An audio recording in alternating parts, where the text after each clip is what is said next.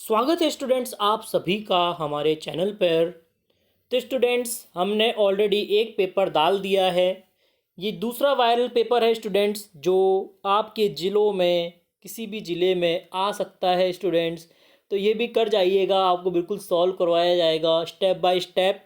पूरा सॉल्व करेंगे लिखित में, ताकि आप अच्छे से प्रैक्टिस कर पाएँ, क्योंकि गणित का पेपर है, मुँह ज़बानी सॉल्व नहीं होता है।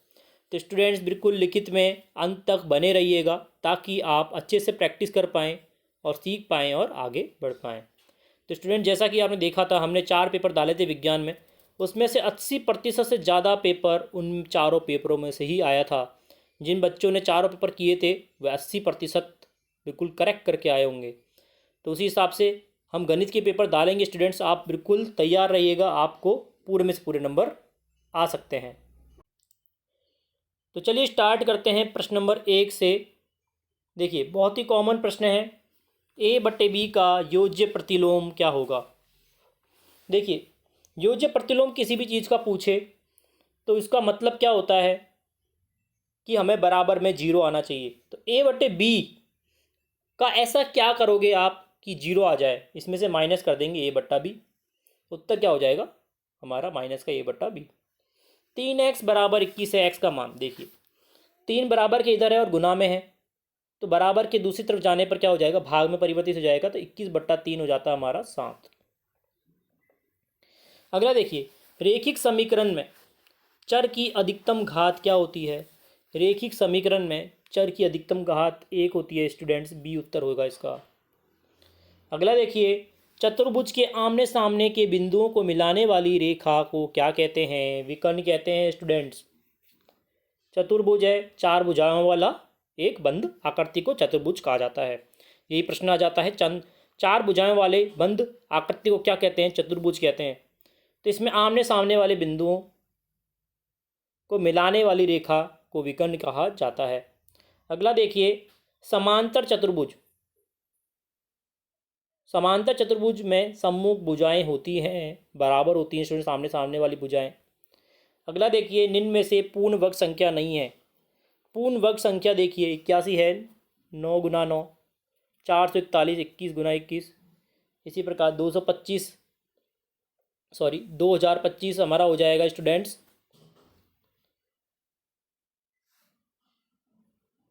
ये हमारा हो जाएगा, हम निकालेंगे तो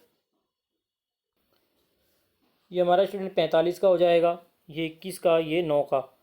बचा कौन सा, 79, जो किसी भी वर्ग पूर्ण वर्ग नहीं होता है। सी उत्तर हो जाएगा। अगला देखिए, निम्न में से किस संख्या का वर्ग संख्या के अंत में क्या आएगा स्टूडेंट्स, 1 आएगा। तो स्टूडेंट देखिए, या फिर तो 1 का वर्ग करेंगे, मतलब 1 गुना 1 करेंगे तो 1 आता है, या फिर किसी संख्या के अंत में 9 होता है, 9 9 करते हैं तो 81 आता है, मतलब कि 1 लास्ट में इसमें भी आता है। तो देखिए 1 और 9 किस में है, लास्ट में, इसमें है पहले में 9 9, ये उत्तर हो जाएगा हमारा। 120 का 80%। देखिए 80% मतलब कि 80/100। 80% का मतलब क्या होता है, बट्टे में 100 लग जाता है अगर प्रतिशत बोल रहा है। 0 से गया 0, 0 से गया 0, 12 8 96। सी उत्तर हो जाएगा। अगला देखिए, त्रिभुज के तीनों कोणों का योग। त्रिभुज के 3 कोण होते हैं स्टूडेंट्स, इन तीनों कोणों का अंत योग होता है हमारा 180। कन्फ्यूज नहीं होना है, बहुत बार प्रश्न पूछा जाता है स्टूडेंट्स। मूल बिंदु के निर्देशांक, ये के है स्टूडेंट्स। ग्राफ होता है, उसमें मूल बिंदु होता है स्टूडेंट्स, यहाँ पे मूल बिंदु इसको बोलते हैं, जो क्या होता है 0,0 होता है। अगला देखिए, 6x y तथा 4x² का गुणनफल। 4 और 6 24 हो गए, ठीक है। अब x कितने हुए, 1x और ये 2x, x की घात 3, और एक y है, y अकेले रहेगा। अगला देखिए स्टूडेंट, बीच में गुना है यहाँ पे। देखिए 5/6 4 बार गुना हो रहा है, तो क्या हो जाएगा 5/6 की घात 4। a - b का होल स्क्वायर है, इसको खोलना है स्टूडेंट्स। तो इसे फॉर्मूला होता है, पता होना चाहिए, a² - 2ab + b²। तो हमारा ये उत्तर होने वाला है। 2 अंकों की संख्या ab को लिख सकते हैं, बिल्कुल लिख सकते हैं। 2 अंकों की संख्या बनाना है ab को, तो क्या होगा 10a + b। अगला है 15/16 XYZ में 9 XYZ का गुणांक एक्स वाई जेड का देखिए स्टूडेंट्स गुणांक कौन है, 15/16 है, 15/16 हमारा उत्तर हो जाएगा। अगला देखिए, रिक्त स्थानों की पूर्ति करनी है। समीकरण में सदैव बराबर का चिन्ह का प्रयोग होता है। वर्ग संख्याओं के अंत में भुजाओं की संख्या केवल वर्ग संख्याओं के अंत में, ये स्टूडेंट यहाँ पे मिस्टेक है इसलिए कन्फ्यूज़न हो रहा है, क्या पूछ रहा है ये।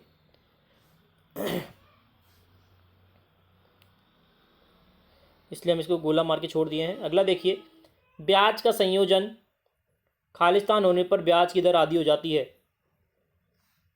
ब्याज की दर आधी कब होती है स्टूडेंट्स? तो स्टूडेंट्स ब्याज का संयोजन अर्धवार्षिक होता है अगर, तो ब्याज दर क्या होती है, आधी हो जाती है। तो उत्तर यहाँ पे क्या लिखेंगे हम, अर्धवार्षिक लिखेंगे स्टूडेंट्स, अर्धवार्षिक। अगला देखिए, 2/8 एक्स की घात 4 में एक्स की घात 4 का गुणांक। देखिए एक्स की घात 4 किसका गुना हो रहा है, 2/8 का हो रहा है, 2/8 उत्तर हो जाएगा।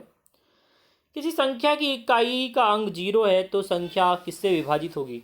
देखिए किसी संख्या का इकाई का अंक मान लेते हैं हम स्टूडेंट्स 20 है, तो इसमें किस किस का भाग जा सकता है। देखिए 2 का जा सकता है, 5 का जा सकता है और 10 का जा सकता है। किसी भी इकाई के अंक में की संख्या में अगर 0 है तो 2, 5 और 10 का भाग से वह विभाजित हो जाएगा। अगला देखिए स्टूडेंट, सरल करना है। एक्स की 16 की घात -1 है गुना 5 की घात 3 है बट्टा 2 की घात -4। तो स्टूडेंट देखिए 16 की घात -1, 16 की घात -1 का मतलब होता है स्टूडेंट्स 1/16, तो 16 नीचे आ जाएगा। 2 की घात -4 का मतलब होता है स्टूडेंट्स 1/2 की घात 4, मतलब कि 2 की घात 4 ऊपर चला जाएगा और 5 की घात 3। 2 की घात 4 होता है 2 गुना 2 गुना 2 गुना 2 मतलब कि 16, 16/100, 16 से 16 कट जाएगा। 5 की घात 3 बचा मतलब कि 125। अगला स्टूडेंट्स हल करना है हमें, घातांक के रूप में लिखेंगे 4 की घात 3 गुना 4 की घात 4।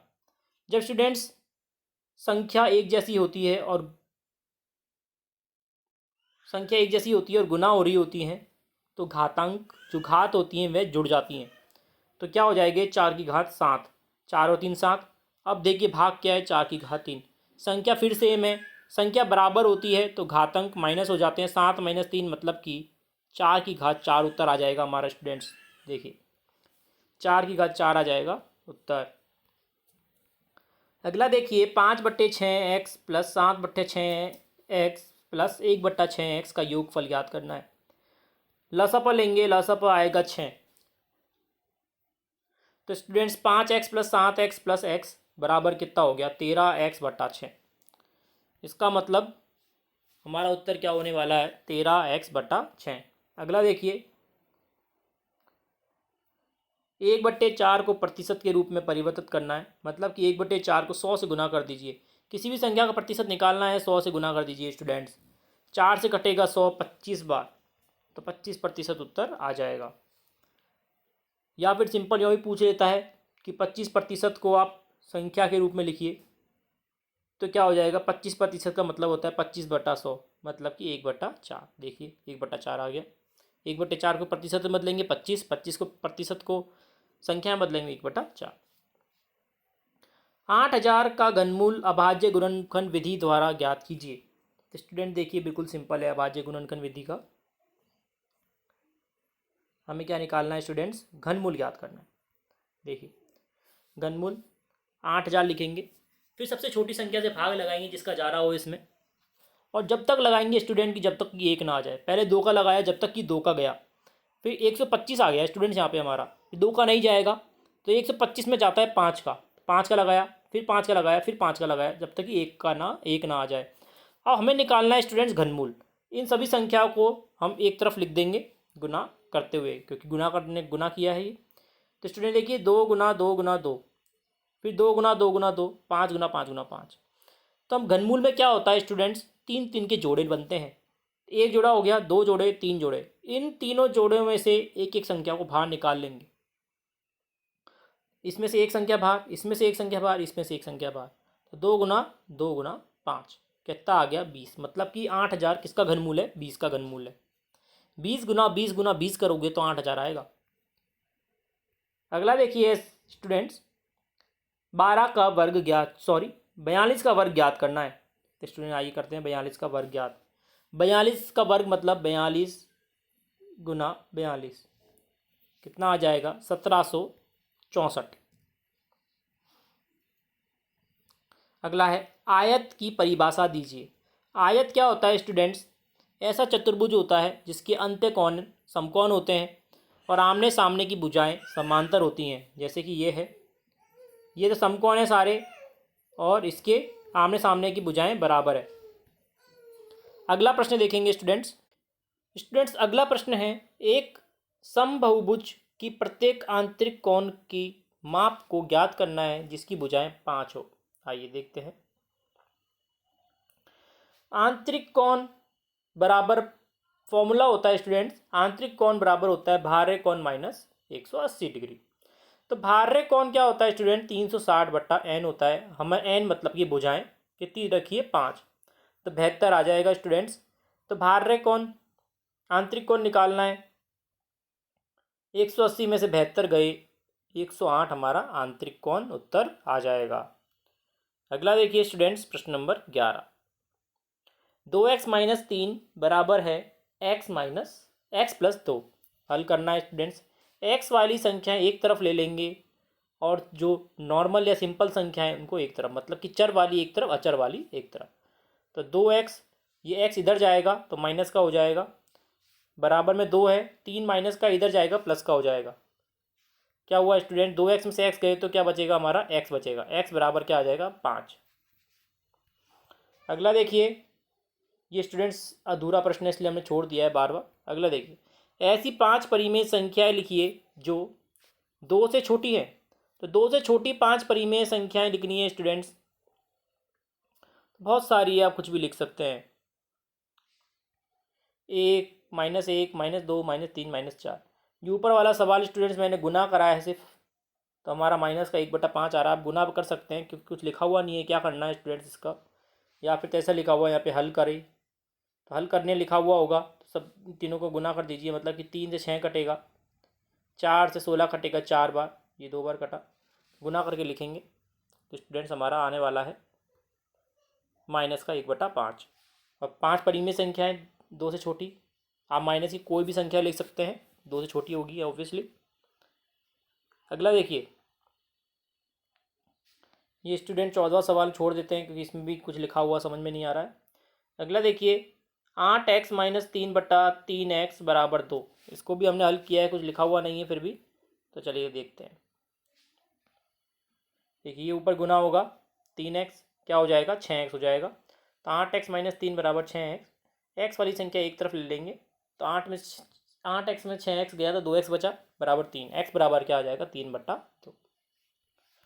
प्रश्न नंबर 16 देखिए स्टूडेंट्स, एक समांतर चतुर्भुज दे रखा है जिसमें XYZ की हमें मान को ज्ञात करना है। स्टूडेंट्स ये इंपॉर्टेंट प्रश्न है, हमेशा आता रहता है, तो चलिए देखते हैं। देखिए x प्लस 100 बराबर 180 होता है, क्योंकि हमें पता है स्टूडेंट्स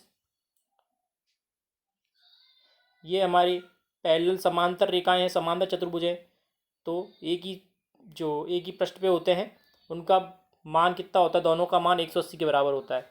इन दोनों को जोड़ा, 180 डिग्री के बराबर रखा, तो x बराबर क्या आ जाएगा हमारा? 180 में 100 गए तो 80। ठीक है, तो ये 100 है, ये y 100 होगा क्योंकि आमने सामने की भुजाएं, आमने सामने के जो कोण होते हैं बराबर होते हैं, और x और z सेम आ जाएगा। x हमारा हमने निकाला 80, तो ये भी 80 आ जाएगा z। अगला देखिए, वह छोटी से छोटी पूर्ण संख्या ज्ञात कीजिए जिसमें 252 को गुना करने पर एक पूर्ण वर्ग संख्या बन जाए। तो स्टूडेंट्स आइए करते हैं, बिल्कुल सिंपल है।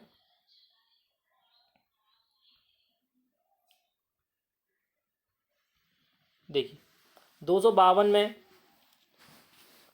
252 है, तो स्टूडेंट्स देखिए पहले इसमें हम अभाज्य गुणनखंड करेंगे। 252 में 2 का भाग लगाया, 126 आया, फिर 2 का लगाया 63 आया, फिर 3 का लगाया 21, फिर 3 का लगाया 7, फिर 7 का लगाया 1।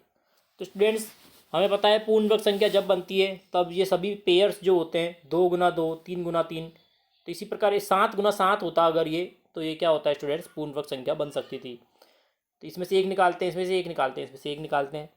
तो स्टूडेंट देखिए ये पेयर पूरा हो रहा है, ये पेयर पूरा हो रहा है, दो दो के जोड़े पूरे हो रहे हैं, लेकिन ये जोड़ा पूरा नहीं हो रहा है। तो ऐसा क्या करें इस संख्या में कि ये जोड़ा पूरा हो जाए 7 से गुना।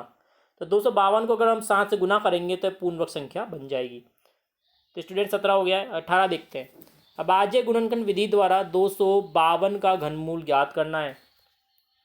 ये घनमूल निकालना हमने पहले भी देखा था, दोबारा उसी विधि से देखेंगे। अभाज्य गुणनखंड विधि सबसे सिंपल होती है, जब तक ये एक ना आ जाए जब तक हम भाग देते रहते हैं छोटी से छोटी संख्या का। 2 से लगाया, 2 से लगाया, फिर 2 से, देखिए 2 से जाता जा रहा है, जब तक एक ना आ जाए तो 2 से ही लगाते रहेंगे। 2 से आना बंद हो जाता तो आगे बढ़ते हैं स्टूडेंट्स। तो देखिए सबको लिख देंगे गुना करके, 3 के जोड़े बनाएंगे क्योंकि घनमूल याद करना है। पूर्ण वर्ग ज्ञात करना होता है, वर्गमूल ज्ञात करना होता है, 2 के जोड़े बनते हैं। घनमूल में 3 के जोड़े बनते हैं। 3 का एक जोड़ा, 3 का एक जोड़ा, 3 का एक जोड़ा, 2 2 ना 2 गुना 2 कितना आया, 8 आया।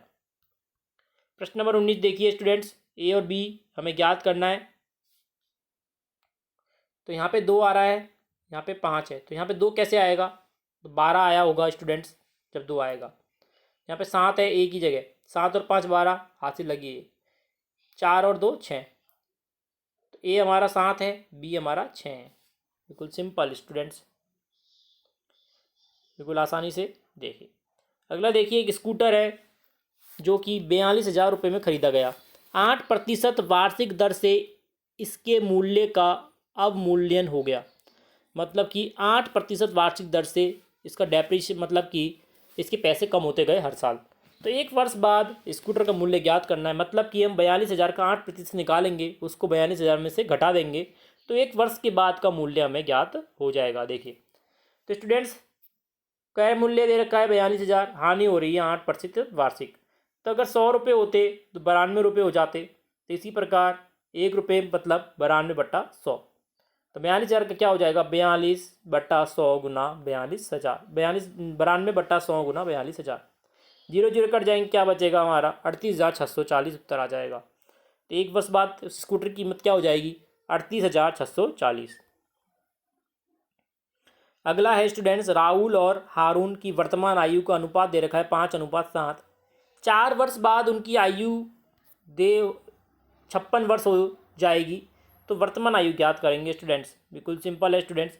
मान लेंगे इसमें राहुल और हारून की वर्तमान आयु है 5 और 7x, क्योंकि यहाँ पे स्टूडेंट्स हमें अनुपात दे रखा है। और 4 वर्ष बाद, मतलब कि 4 वर्ष बाद दोनों के अनुपात में 4 4 जोड़ देंगे, तो हमारा कितना आ रहा है, योग 56 वर्ष आ गया। इससे क्या हो रहा है, हमारा x निकल आएगा स्टूडेंट्स। तो देखिए 5x + 7x में 4 + 4 जोड़ा, इसमें भी 4 वर्ष बढ़े, इसमें भी 4 वर्ष, बराबर 56। एक्स वाली संख्या अलग जोड़ी 12x, ये अलग जोड़ा 8, 56 आया। 56 में से 8 जाएंगे 48। तो x बराबर क्या हो जाएगा, 48/12 मतलब कि 4। तो राहुल की आयु 5x मानी है, x की 4 रखेंगे, 5 चौक 20। हारून की आयु 7x है, 7 गुना 4 करेंगे 28। बिल्कुल सिंपल। प्रश्न नंबर 22 देखिए, सरल करना है स्टूडेंट्स, आइए देखते हैं। a की घात 2 + 5 ब्रैकेट में b की घात 3 गुना प्लस 3 + 5। तो स्टूडेंट देखिए, पहले इसका गुना इससे होगा, a की घात 2 b की घात 3, इसका गुना इससे होगा 3 a की घात 2, 5 का गुना इससे होगा 5 b की घात 3, 5 गुना 3 मतलब कि 15, 15 + 5 20 हो जाएंगे। तो ये ऐसे कैसे रखे रहेंगे। ठीक है, हमें एक करना था स्टूडेंट्स, मान ज्ञात कर लिया है। और इसका दूसरा देखिए, यहाँ पे देखते हैं, हमने उधर नहीं किया है। तो